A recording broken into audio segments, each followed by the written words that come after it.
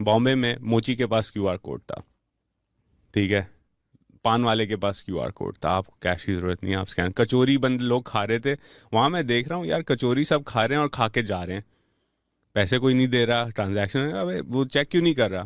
फिर मैंने साइट पे देखा तो पेटीएम का क्यूआर कोड लगा हुआ था, लोग स्कैन करके दे के चले जाते थे। हमारे उनके साथ ताल्लुकात ठीक होते हैं इंडियंस के साथ, हम कहते हैं कि भाई ये हमें उधार दे दो। अबे भाई इन लोगों के हाथ में हमने मुल्क दिया हुआ है, ये कभी डिजिटल नहीं होने देंगे। सारी जिंदगी इन्होंने दुनिया को थूक लगाया है, नोटों को भी सारी जिंदगी कैश पे ये लगे रहेंगे। ये कि पड़ोस में क्या हो रहा है, जो लोग जिनके साथ हमारा डीएनए मिलता है, सदियों से हम इकट्ठे रह रहे थे, हमारा माइंडसेट, हमारे टेस्ट, हमारी सोचें, हर चीज है, लेकिन तरक्की अलग अलग है। अगर आप पाकिस्तान को इंडिया के साथ कंपेयर कर रहे हैं तो ज्यादा कर रहे हैं, इंडिया के साथ ज्यादा कर रहे हैं। हर जगह ही इंडिया हमसे आगे है। हम टेक्नोलॉजी में इंडिया तो दूर, हम बांग्लादेश का भी मुकाबला नहीं कर सकते, ऑनेस्टली स्पीकिंग।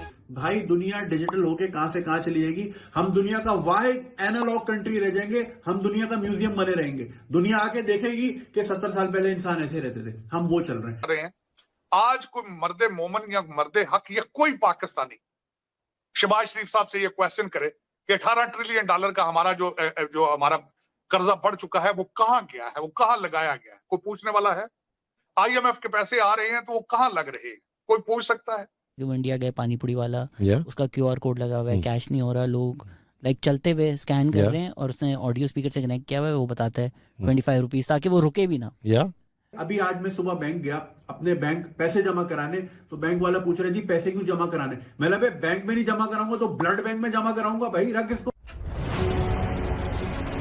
डिजिटल इंडिया की बात की जा रही है और हमारे यहाँ जो है वो पॉलिटिशियंस आपस में लड़ने से ही फुर्सत नहीं है और ना ही हमारी इकोनॉमी संभल रही है। आपने डिजिटल इंडिया की बात की थी, मेरी नजर से एक प्रोडक्ट उनकी गुजरी, यूपीआई, उसको कहते हैं यूनाइटेड पेमेंट इंटरफेस।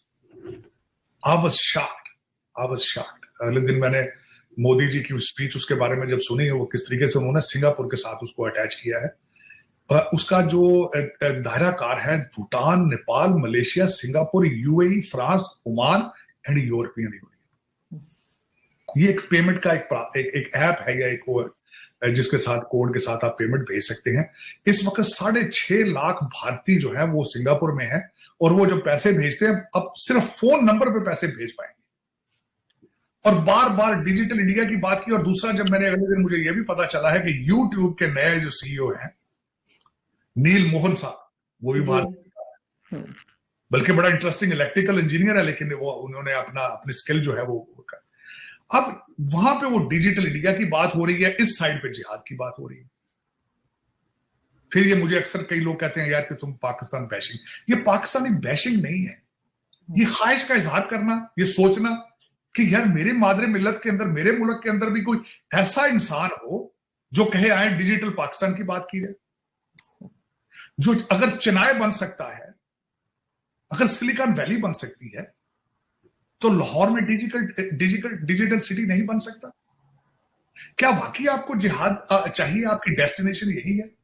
अपने बच्चों को ऑक्सफोर्ड अमेरिका पढ़ाने वाले क्यों नहीं आपको बताते कि आए डिजिटल पाकिस्तान बनाए? वो क्यों नहीं चाहते कि आप अपने पांव पे खड़े हो जाएं? इस वक्त भारत जो है वो दुनिया के सारे स्टार्टअप्स में से तीसरे नंबर पर है। आपको क्या प्रॉब्लम है? आप अंधे हैं आंखों से? आप कानों से बहरे हैं? ये डाउन सिंड्रोम है? आप क्या बात है? क्या वजह है कि आप जैसे डीएनए के लोग आज यूट्यूब के भी वो सीईओ वही है, ट्विटर वो भी चला रहे हैं, गूगल वही चला रहे हैं, माइक्रोसॉफ्ट वही चला रहे हैं। आप क्या बात है? आपको क्या मिशू, आप अपना इलाज क्यों नहीं करा लेते?